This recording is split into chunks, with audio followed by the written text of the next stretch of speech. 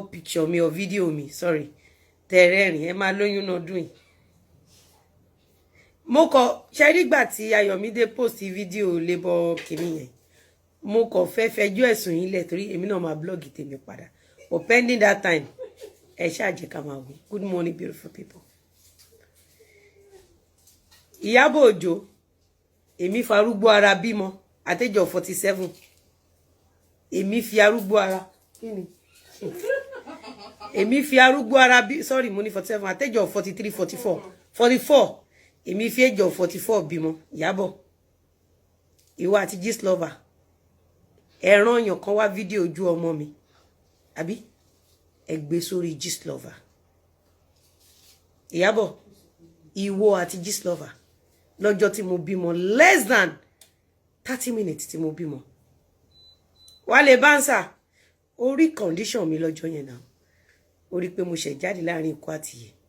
Ìyábọ̀ Òjó, ìwọ hide sábẹ́ wípé èmi ṣépè fọmọ afẹ́ ẹ. Ènìyàn ń wojú Ọlọ́run ń wọkàn. Ìyábọ̀ Òjó, ó parọ́ mọ́ mi nítorí pé mo ra mansion. Ọdún tí mo ra mansion, Ìyábọ̀ Òjó, ọdún yẹn lẹ́ni mo ṣépè fọmọ Òkókó. Ẹ rántí bẹ́ẹ̀ ṣe blog mi London Gistlover tẹ́ni mo gbé cocaine.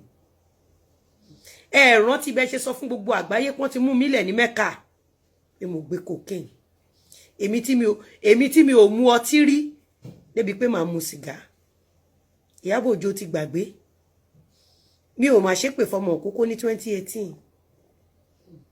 Ọmọ Òkókó tẹ́ni mo ṣépè fún.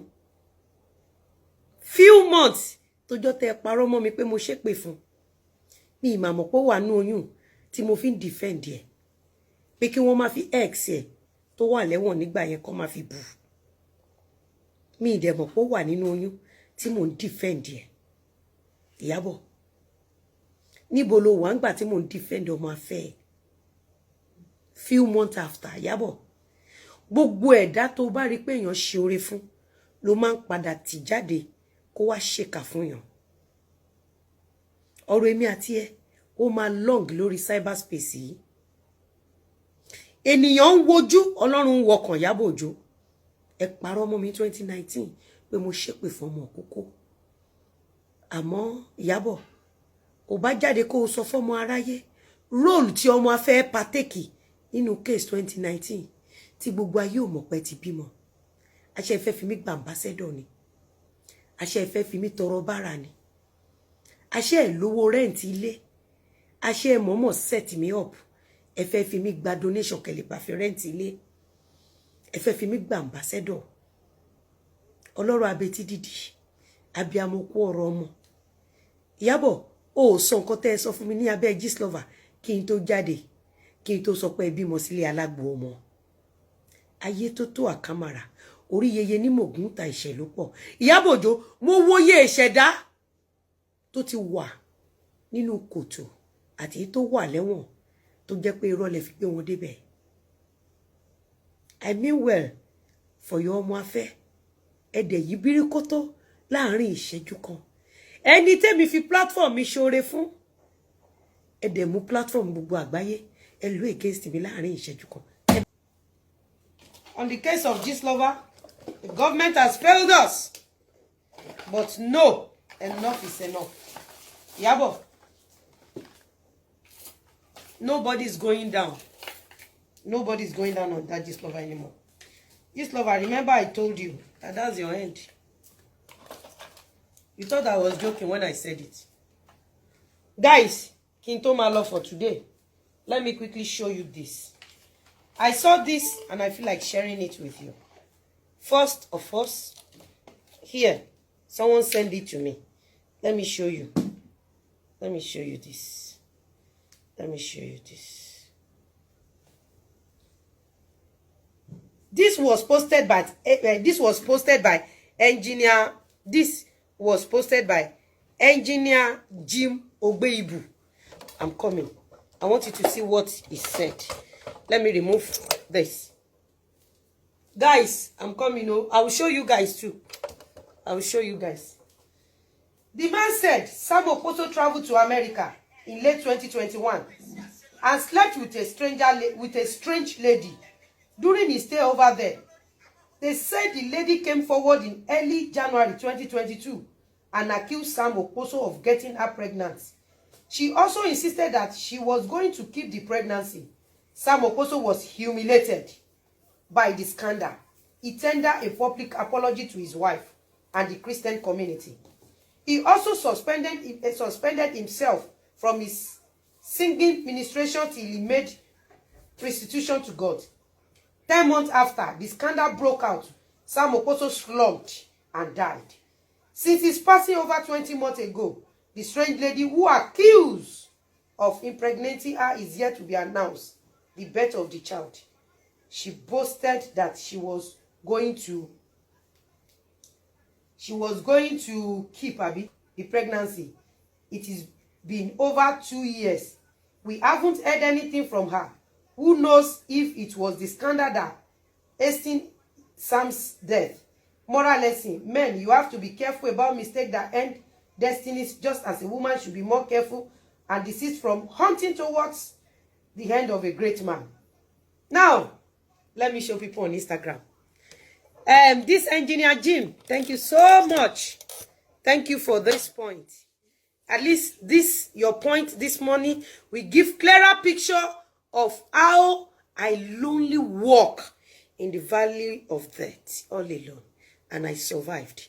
IYABO joined the LLA. Let me show you guys here. Sammy Okposo traveled to America in the late 2021 and slept with a strange lady during his stay over there. The said lady came forward in early January 2022 and accused Sammy Okposo of getting her pregnant. She also insisted that she was going to keep the pregnancy. Sammy Okposo was humiliated by the scandal. He tendered a public apology to his wife and the Christian community. He also suspended himself from singing ministration till he made restitution to God. 10 months after the scandal broke out, Sammy Okposo slumped and died. Since his passing over 20 months ago, the strange lady who accused Sammy Okposo of impregnating her is yet to announce the birth of the child. Here, she boasted she was going to keep the pregnancy. It's over 2 years. We haven't heard anything from her. Who knows if it was scandal that hastened Sammy Okposo's death? Moral lesson: men, blah, blah, blah, blah, blah, blah. The strange lady who accused Sammy Okposo of impregnating her is yet to announce the birth of the child. Now, this lover, IYABO, you will need to prove Idumata case. Yes. IYABO, wamu proof Idumata wa. Oh, mommy.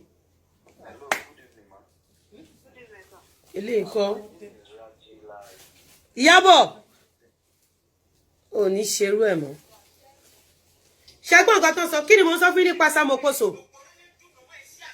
That man died in the hand of this lover with unconfirmed story. I watched that man dying. A man that has blessed Nigeria.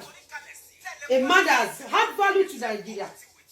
IYABO and this lover single-handedly bring down the glory of this country, and the government are doing nothing.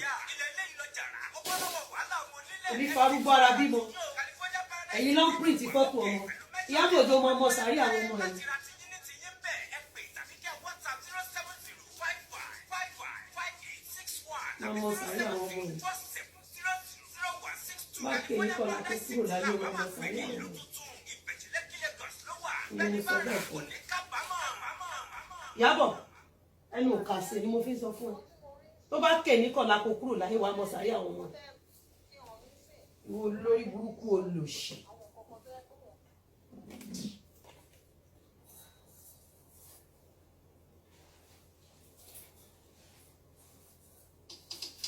Ẹni tí Jísọ́ba sọ fún wa pé Sammy Okposo bá sùn.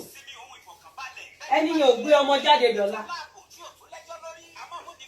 Ẹni yẹn ò gbé ọmọ jáde dọ̀la. Same thing, ebuli your edoche. Agbata for bi eku.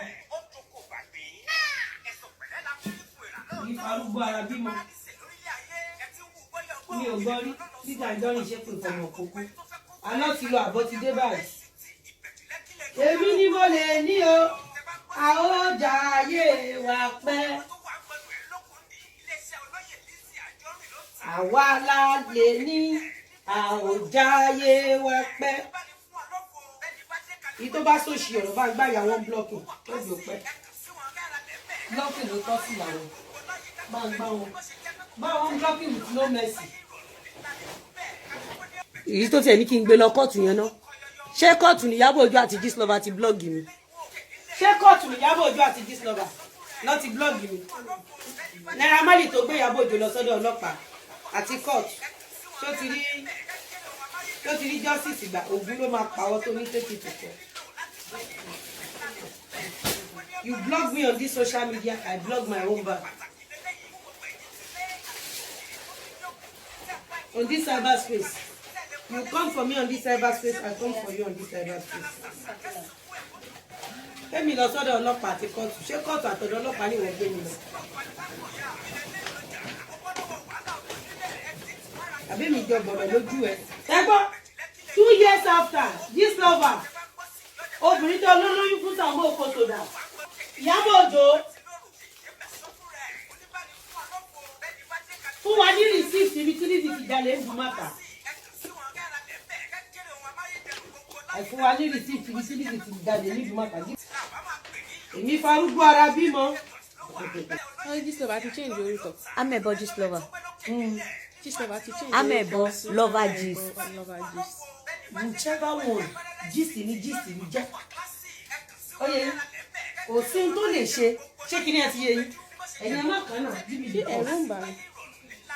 kò sí nǹkan kan tó lè ṣe. ẹ̀rù ń bà ló fi ṣe change orúkọ. mo sọ̀rọ̀ Sammy Okposo yẹn ta ló rán yín létí who always remember the Sammy Okposo case till today the lady Gistlover claimed tó lóyún fún ààrẹ.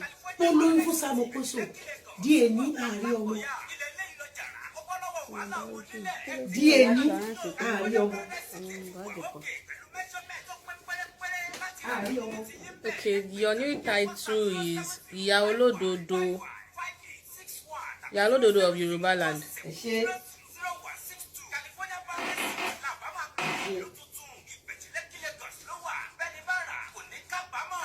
Kéèyàn kọ̀ ya olórí burúkú lẹ́dà Ìyábọ̀. Òde báwo ló ṣe ń sùn tó bá carry out gbogbo àwọn orí burúkú yẹn. Ìyàwó Sammy Okposo wọ́n ṣe pé àwọn Christian tó bá jẹ́ pé ó fi understanding bí ọkọ ẹ̀. Èmi fi arúgbó ara èmi fi bímọ. Láì ṣẹ̀yìn àbí ẹlẹ́fẹ̀ Ìyábọ̀ ẹ tètè kọ́kọ́ kúrò ọmọ mi 2019 pé mo ṣépè fún mi. So that I lè justify. Àbí? I lè justify. Let's say print photo ọmọ. Àbí? Ẹ̀yin mú photo ọmọ tí ìyá ẹ̀ bí age of 43. Ẹ̀yin gbé lọ sí burial ground. Ṣé mi gbé photo ọmọ tí lọ burial ground?